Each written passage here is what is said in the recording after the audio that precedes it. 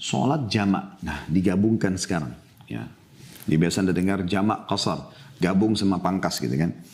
Poin pertama dalam masalah bahasan sholat jamak yaitu hukum sholat jamak sendiri, penggabungan sholat. Sholat jamak merupakan sebuah rukhsah dalam kurung keringanan yang boleh dilakukan kecuali menjamak dua sholat, yaitu sholat duhur dan asar pada hari Arafah di Arafah serta menjamak dua sholat maghrib dan isya saat bermalam di Muzdalifah. Maka hal itu merupakan ketentuan yang tidak ada pilihan selain melakukannya berdasarkan keterangan dalam hadis sahih bahwa Rasulullah SAW menjamak sholat duhur dan asar ketika di Arafah dengan satu azan dan dua iqamah, dan ketika di Muzdalifah beliau menjamak sholat maghrib dan isya dengan satu azan dan dua iqamah. Diriwayatkan Muslim nomor 1218 ya. Jadi Anda menjamak ini sunnah, boleh. Misalnya duhur sama asar kalau Anda musafir ya. Nah, duhur sama asar Anda sholat atau maghrib sama isya ya. Ini pilihan. Boleh juga Anda tidak menjamaknya di waktu masing-masing. Kecuali tadi beliau tekankan kalau lagi haji, ya, Anda lagi haji ya, syaratnya haji dan berada di Arafah. Kalau orang sedang tidak haji kayak petugas-petugas haji saya tidak masuk dalam masalah ini. Memang orang lagi berihram, lagi haji, maka hukumnya berbeda. Di situ mereka di Arafah menjamak duhur dan asar ya. Begitu juga malamnya tanggal 9 Zulhijjah ya, malamnya malam Muzdalifah mereka juga menjamak maghrib dan isya. Seperti itulah. Walaupun duhur asar dikerjakan di Arafah di waktu duhur, jamak qasar takdim dimajukan dan maghrib isya itu dilakukan secara takhir atau diterlambatkan di waktu isya. Poin kedua dalam masalah jamak yaitu tata cara sholat jamak. Kata beliau, adapun tata cara menjamak sholat ialah bahwa musafir hendaklah menunaikan sholat duhur dan sholat asar dengan dijamak, digabungin. Jika jamak takdim dimajukan maka ia menunaikannya pada awal waktu duhur. Sedangkan jika jamak takhir dijamak tapi diterlambatkan di waktu asar, maka ia menunaikan pada awal waktu asar. Atau menjamak sholat maghrib dan sholat isya, baik jamak takdim dikerjakan di waktu maghrib sama isya, atau jamak takhir diterlambatkan di waktu isya, maghrib dulu baru isya. Dan ingat urutannya harus tetap sama ya. Di waktu duhur, misalnya kita mau jamak duhur asar, tetap duhur dulu baru asar, dua rakaat, jamak qasarnya ya. Kemudian kalau ditakhirkan, dilambatkan di waktu asar juga sama, tetap duhur dulu baru asar. Nggak boleh asar dulu baru duhur, karena tetap harus berurut. Begitu juga dengan maghrib sama isya. Maghrib sama isya dulu di waktu maghrib, atau di waktu isya tetap maghrib dulu baru isya. Saya ulangi kata beliau, adapun tata cara menjamak sholat ialah bahwa musafir hendaklah menggunakan atau menunaikan sholat duhur dan sholat asar dengan dijamak, digabungkan.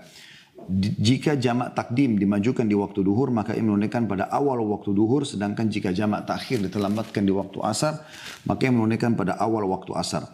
Atau menjamak sholat maghrib sama sholat isya, baik jamak takdim dimajukan, atau jamak takhir, atau diterlambatkan. Dengan melaksanakan keduanya pada awal waktu masing-masing dari keduanya. Berdasarkan keterangan dalam sebuah hadis bahwa suatu hari saat berada di daerah Tabuk, Rasulullah SAW mengakhirkan sholatnya.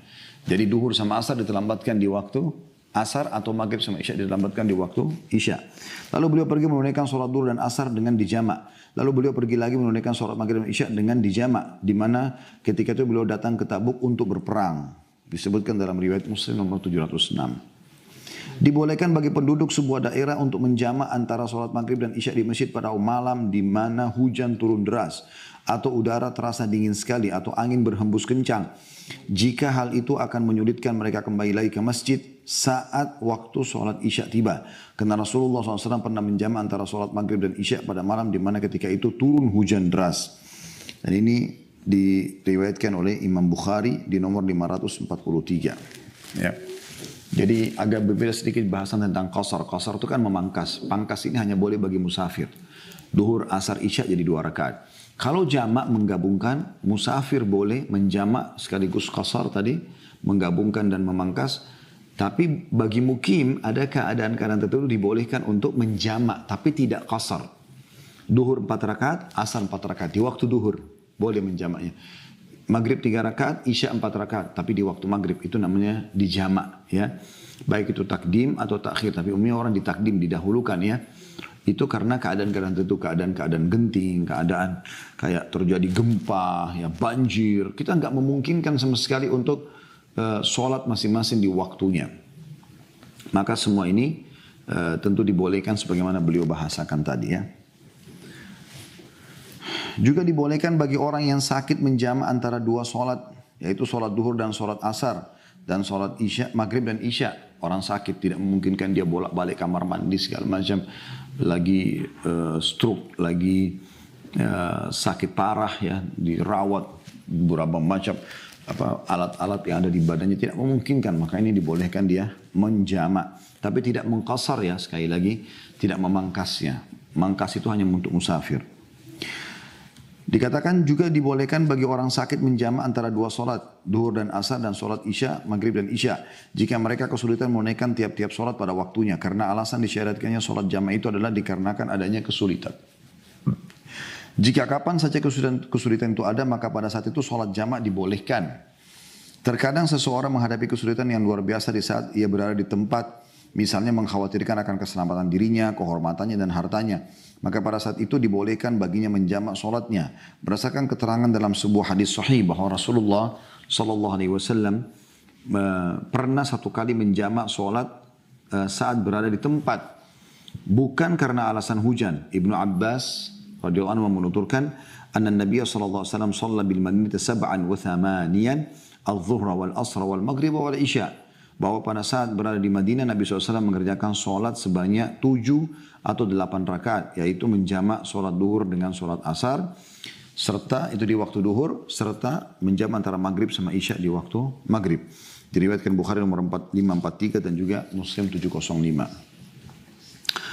Lalu dikatakan di mana praktiknya bahwa Rasulullah SAW menangguhkan solat duhur dan menyegerakan solat asar di awal waktunya, dan menangguhkan solat maghrib dan menyegerakan solat isya di awal waktunya.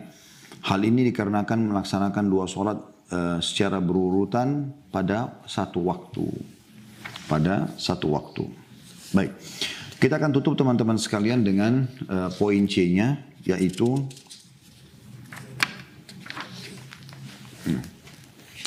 saya akan lanjutkan insya Allah ke 4 bahasan ya, karena masih ada waktu.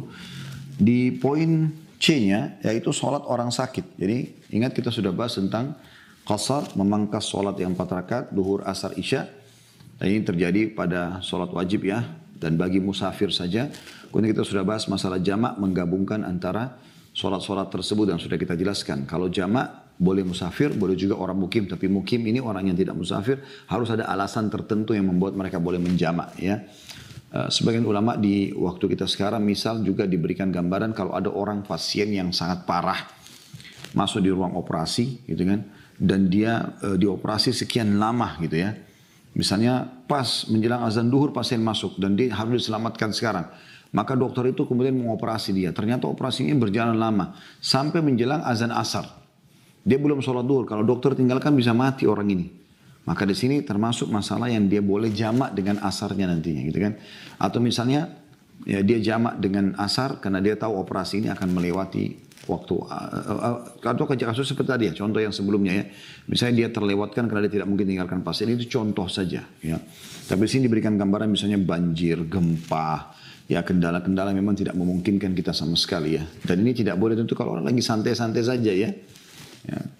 Kemudian kita akan masuk di poin C-nya, yaitu sholatnya orang sakit. Kata beliau, jika orang sakit tidak mampu berdiri dengan bersandar kepada sesuatu, hendaklah ia sholat sambil duduk. Kalau berdiri tidak bisa, boleh duduk kalau orang sakit. Jika ia tidak mampu duduk, hendaklah ia sholat sambil berbaring atau miring di atas lambungnya.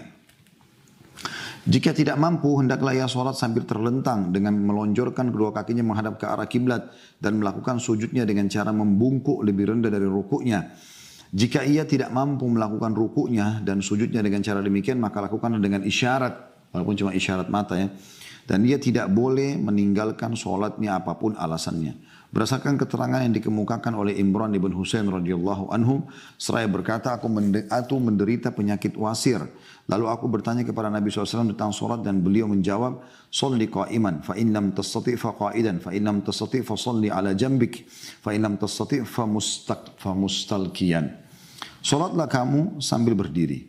Jika tidak mampu, maka sholatlah kamu sambil duduk. Jika tidak mampu, maka sholatlah kamu sambil berbaring atau miring di atas lambung. Dan jika kamu tidak mampu, maka sholatlah kamu sambil terlentang. Diriwayatkan Bukhari nomor 1117. Allah subhanahu wa ta'ala tidak akan membawa seseorang melainkan menurut kesanggupannya. Ya, itu jadi sholatnya orang sakit itu semampunya dia. Ya, semampu dia. Selama dia bisa berdiri, dia berdiri. Selama tidak bisa berdiri, dia duduk. Dan mungkin Anda sudah tahu kalau Anda sholat biasa duduk, Allahu Akbar. Anda baca seperti itu, Anda ruku, turun sedikit. Sami Allah liman hamidah. Kalau Anda sujud, lebih turun ke bawah. Ya, seperti itu kurang lebih itu kalau duduk. Ya, sampai Anda salam dalam kondisi duduk. Ini mungkin terjadi kalau Anda di atas pesawat, tidak ada sama sekali tempat untuk sholat. Ya. Kecuali Anda dapat tempat space bisa berdiri, ya, tidak mengganggu lalang segala macam. Gitu. Apalagi kalau perjalanan jauh ya, jauh. Kami pernah melakukan perjalanan dari Indonesia ke Amerika, waktu itu jauh sekali perjalanan. Dan sempat transit ke beberapa negara, sempat transit satu negara ya, di negara maskapai itu.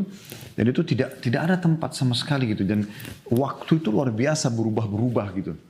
Maka ini tentu saya menemukan sebuah poin yang penting di sini, yaitu pada saat masuk waktu sholat, misalnya kita pas musafir, mau akan safar, misalnya waktu duhur, waktu Jakarta. Udah, kita sholat duhur sama asar jamak sekalian. Karena kita tidak tahu perubahan apa yang terjadi. Ataupun kita baru naik pesawat, baru masuk waktu duhur, waktu Jakarta. Kita masih di lokasi sekitar Indonesia, waktu belum berubah. Langsung aja kita sholat sambil duduk, karena tidak memungkinkan sama sekali. Satu-satunya mungkin pesawat yang menyiapkan musola itu cuma Saudi Airlines. Ya, itu pun tidak semua penerbangannya sepertinya ya. Karena mungkin beberapa penerbangan yang ke negara-negara barat mungkin tidak disiapkan musola di bagian belakang. Tapi umumnya orang yang dipakai umroh atau ibadah ini insya Allah ada. Ya, seperti itulah.